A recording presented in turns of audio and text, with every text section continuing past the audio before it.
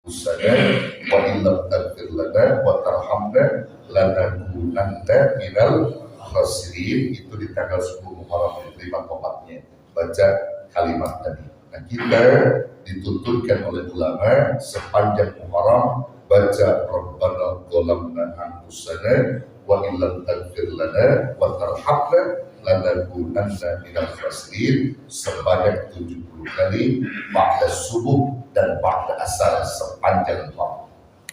Maka siapa yang baca itu digugurkan dosanya, sekalipun dosanya sebanyak buih dalam lautan rontok semua. Kalau dia baca di bulan Muharram pada subuh dan asar 7 kali. Yang kedua, Nabi Allah Ibrahim alaihissalam ketika selamat dari api Namrud, ya, lalu kemudian Allah firmankan kepada api yang berkobar, zat panas dirubah Allah menjadi dingin, ya naru bardan wassalamu ala Ibrahim. Hai api jadi dingin kamu, selamatkan Ibrahim. Ya, sorak ria gembira Namrud, Ibrahim sudah jadi abu. Api reda, maka lihat Ibrahim, ternyata begitu Ibrahim lihat Nabi Ibrahim sedang menggigil dingin gitu. Kaget Namrud. Ibrahim berterima kasih kepada Allah sambil membaca hasbunallah wa ni'mal wakil, ni'mal maula wa ni'mal nasir. Itu di tanggal 10 Muharram Allah selamatkan Ibrahim dari api Namrud. Maka siapa yang baca hasbunallah wa ni'mal wakil, ni'mal maula wa ni'mal nasir di sepanjang Muharram pada subuh dan asar 70, maka Allah bakal selamatkan segala apa yang ada sama dia dalam hal kesulitan. Allah berikan keberkahan hidupnya dan Allah ampuni segala dosa-dosa. Hasbunallah 70 kali pada subuh dan asar. Lalu kemudian siapa lagi? Nabi Allah Yunus alaihissalam. Nabi Allah Yunus dihukum oleh Allah karena gak sabar dalam berdakwah. Ya, gak sabar dalam berdakwah. Ternyata ada orang yang diberi hidayah Allah mencari Yunus. Yunus sudah pergi. Allah marah dengan Yunus. Yunus pergi naik kapal laut, ya. Di tengah laut kapal gak mau jalan, penumpang udah banyak. Bingung nakoda apa yang terjadi, mesin bagus apa bagus tapi nggak mau jalan kapal, ada apa? Allah berikan ilham kepada nakoda bahwa ada orang yang berbuat dosa di kapal, maka mesti diceburkan dia.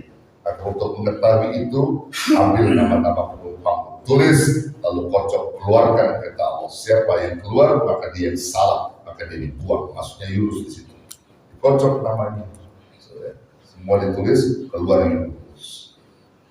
Kaget penumpang semua ini, ya, dia orang gak ada tampang salah, orangnya ramah, orangnya akhlaknya bagus, banyak membantu di kapal ini, kok bisa salah? Kayaknya gak mungkin, tampangnya tampang bersahaja tuh Nabi Yunus, luar biasa. Kok bisa salah? Penumpang pun kaget, kalau tampangnya tampang jahat semua. Nabi Yunus tampangnya tampang bahaya, Pak. Kok bisa disebut salah? Kata penumpang, agak mungkin, kocok lagi, Nabi Yunus lagi. Sampai 3 kali Yunus lagi, baru Yunus sadar udah cukup. Ini mungkin kesalahan kepada Allah. Allah dan diriku yang tahu tentang ini semua. Mungkin aku salah, keliru. Aku siap untuk menyeburkan diriku ke laut ini biar selamat yang lain. Sebut Nabi Yunus. Dalam nyebur ke laut itu di tengah laut, Allah berfirman kepada ikan Nur, raja yang paus lagi, raja ikan. Apa kata Allah? Nur, telan Yunus hampaku, masukin ke dalam perut, kata Allah, sebagai hukuman kepada dia. Dimakan nama ikan Nur, ditelan, nggak dipapak, jangan dipapak katanya. Jangan dipapak, kalau dipapak digigit habis Yunus. Ya, ikan papak cuma sebentar. Yang kedua, kegelapan di perut ikan dan kegelapan di dasar laut. 3 kegelapan. Di balik gelap di dasar laut itu dan juga di perut ikan Nur tadi, Nabi Yunus berzikir, berdoa kepada Allah, memohon akan ampunan Allah Subhanahu wa Ta'ala sambil membaca La ilaha illa anta subhanaka inni kuntu minadh dhalimin. tidak ada Tuhan selain Engkau, Maha Suci Engkau ya Rabb. Sesungguhnya aku termasuk orang-orang zalim, menyadari akan kesalahannya. Maka Nabi Yunus berdoa itu kepada Allah, kemudian ikan ini mual, sakit perutnya, lalu dilepai nama ikan itu.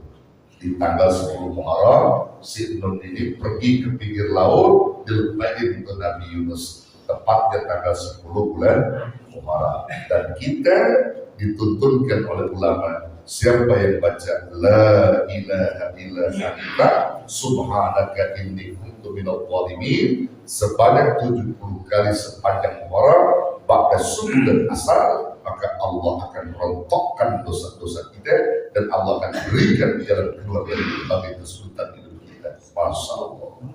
Jadi 3 amalan tadi sepanjang Muharram, bahkan subuh dan asar, jangan ditinggalkan. Rabbana dzalamna anfusana wa illam taghfir lana wa tarhamna lanakunanna minal khasirin. Hasbunallahu wa ni'mal wakil, ni'mal maula wa ni'man nasir. Kemudian yang ketiga, la ilaha illa anta subhanaka inni kuntu minadh dhalimin.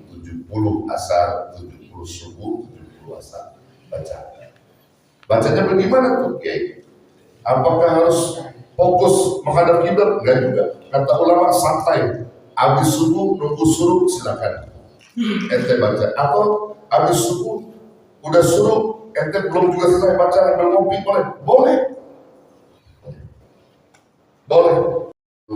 Sepanjang Muharram di waktu subuh dan asar. A'jaztukum min hadza du'ai ilaikum lillahi ta'ala.